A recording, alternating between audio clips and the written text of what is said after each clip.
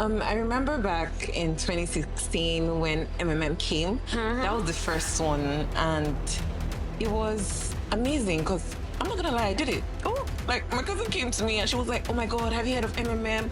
This da da da. It doubles your money in so and so amount of days, and like for referring, they would give you incentives. Yeah. So even people that referred were getting money. So it was prompting people to refer more people. And I'm not gonna lie, for the first time I put my money in, I took my money out. They doubled it. I was like, oh, okay, Cash, madam. but I put the same money back, and it was gone.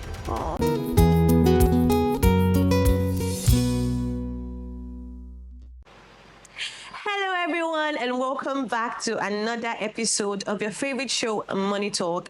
My name is Flora, and I'm here in the house with an amazing, beautiful damsel. Hi, introduce yourself. Hi, I'm Bami.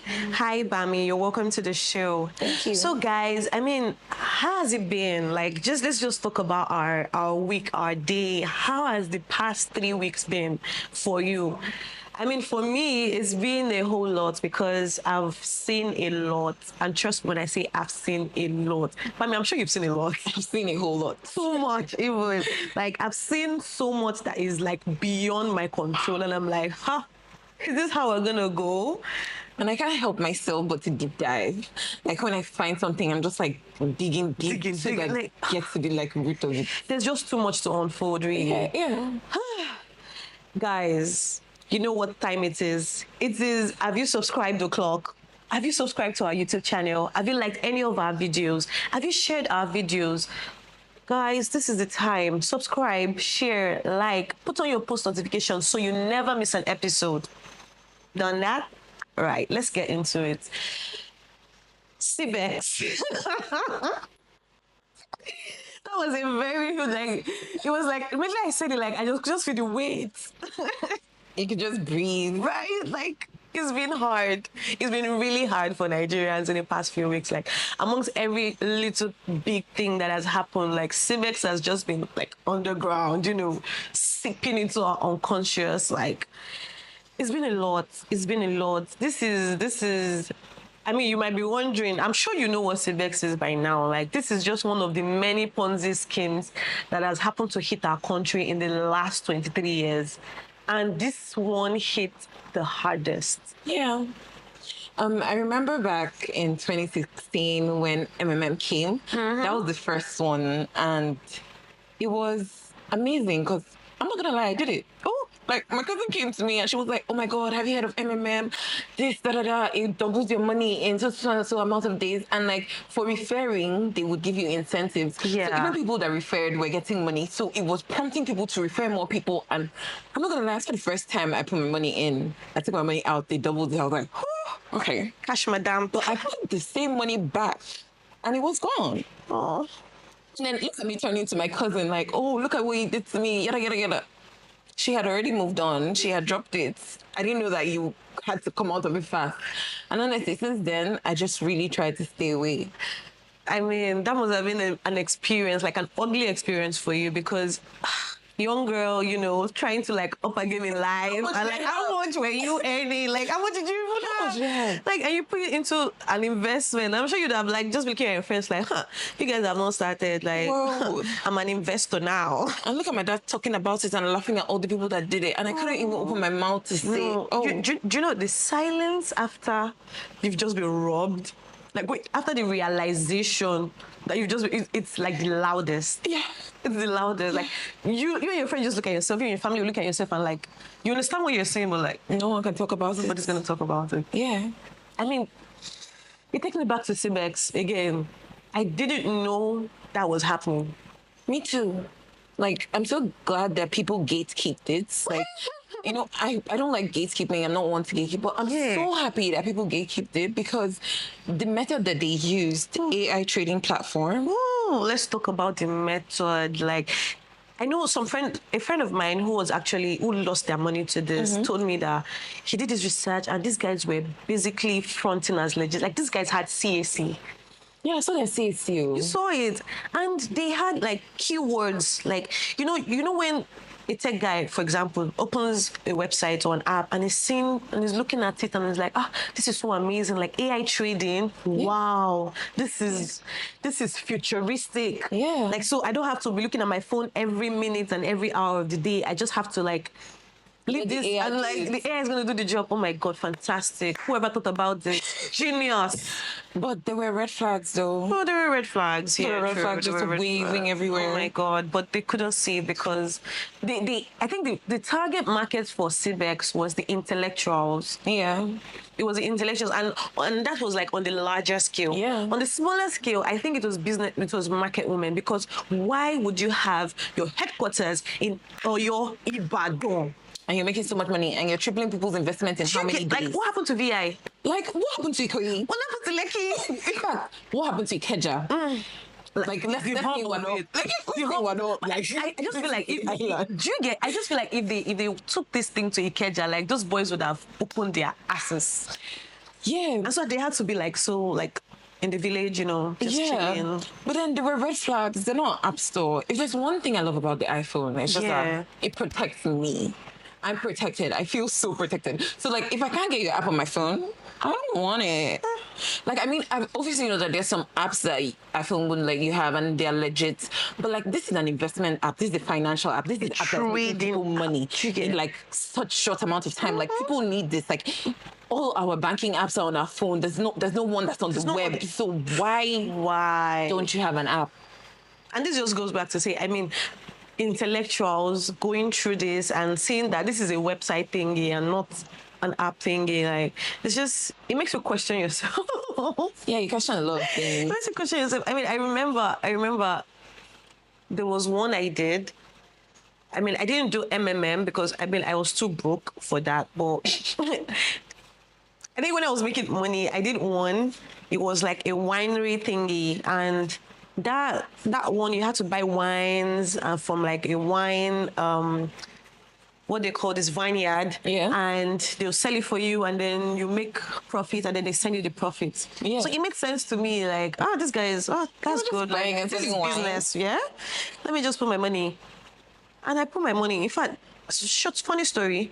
You're supposed to register with like 4,000. I registered with 4K. When I sent that money, they didn't give me like activation or a response that they've gotten the money. That money went. Okay, so what did you Mommy put another 4K. And at that point, I didn't even realize that, is this fake or not? But it was just a game. My mind was on the prize. Like, I'm going to make money out of it. I'm going to turn my 100K to 1 million. 1 million was the goal. And I did that, put my money again, and a week later, in fact, I think it was, I don't know if it was a week, but like the week I was supposed to get the money back was when they crashed. Obviously. I watched this TikTok recently. A con artist, this interviewer was interviewing a con artist, and they asked him, who are the type of people that you could scam? And then the guy was like, there's the one-time scammers. That's the people that you can only scam once. Like, you scam them, and next thing they're calling the FBI, they're calling the police, they're never calling you back, they're blocking you, getting you out of their life.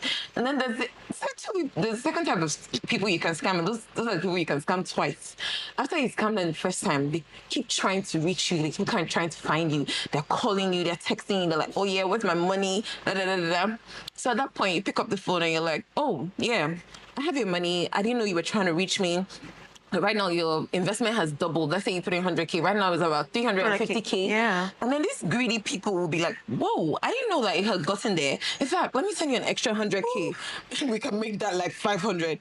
And then you're scammed again. And that's what Civics did. Because after people's money, they were not like, oh yeah, we're still here. $100 to take your da. And people still pay that money. Right. Nigerians, like, and it's funny how a country, a third world country, who is presumed to be poor, is coughing out these amounts of money over the years, over and over and over again. Because 1.3 trillion. I'm sure people that did MMM were like, never again, never again. The next one came, loom. Ate it up. The next one, Rackstelli, boom. Get it up. And now we're at Cibex. Same thing. And there's still going to be another one. And I think it's just the greed. It's the greed. It's the fast money. Everybody wants to make it overnight. Fast, and like- now we are using gatekeeping. Like, everybody wants to make it without letting you know that they are making it. So you just see them with that new car, you're like, what's up? And you're like, And you're like, no update. But this is really, it's sad. Yeah. Basically, it's sad. Like, we have to, as Nigerians, we have to do better. We have to find a way to make sure that we are putting our monies into the right. I mean, fast money. Come on. Yeah, nobody wants to wait. But there are various investments that would actually give you that money in the long run. In the long run, nobody wants to wait a year. But just wait. Like, just put away money that you're not using at the time. That's why it's called an investment. Put away money that you're not using at the time. Nigerians are not patient. And forget about it. Just leave it there to grow. Right. When you plant something today, flowers are the last thing to come out. It will first come out of the ground. It will grow, the leaves, the branches, everything, before the fruit and the flowers actually come out.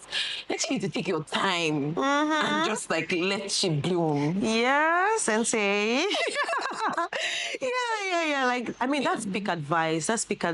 If you're watching, like, there are a lot of things you could do. I mean, any investment that is promising you more than 25% per annum, I really don't know what you're doing with it. Like, think about it. Where exactly is this money going to come out from? And that's what Cibex did. You put your money now, you put your $1,000. Somebody else puts like 20 other people put like $3,000. If you cash out in the early periods before they crash out, they send you those people's money, rinse and repeat. Yeah, that was their strategy. Like, they're just sending you back what people are putting in. There's no real way of making it. No real and way. At some point, the longer that people put their money in, like, they're not like, okay, the money is amounting to something. Let's skip town. And let's talk about referrals. Referral bonuses. Guys. Even banks don't give you money for telling your friend to come create an account. Come on. Yeah, and I remember that MMM time, like, people didn't even do MMM, but they had money from referrals. So they just need you to bring more people. Yeah. And just drag more people along with you. Bring more people. And it's like innocent people that fall for this because you think that you're helping a friend. You think that you're putting them on game. Right, but you're not. You're just going to be the one to be blamed when the time comes. Yeah. And that's like a trap that you really don't want. Yeah. Really, you really don't want. But, I mean, it's all good. We are always going to bounce back.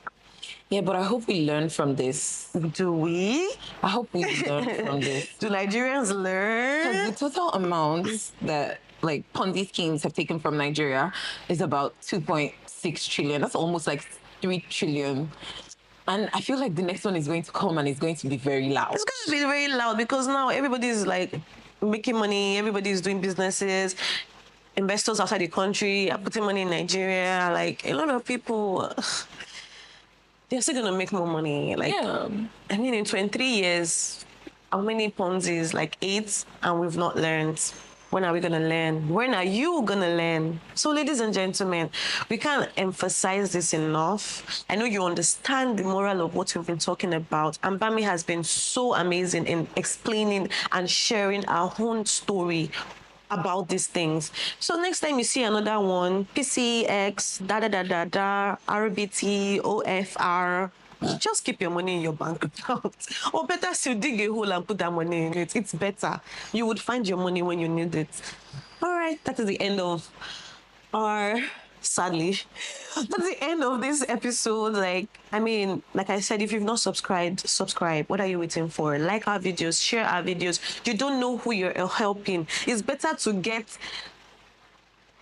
appraisal for a video that is informative than getting referral bonus on a Ponzi scheme website. Guys, it can't get better than that. So share our video, like our video, subscribe, put on your post notifications, and we'll see you in the next episode.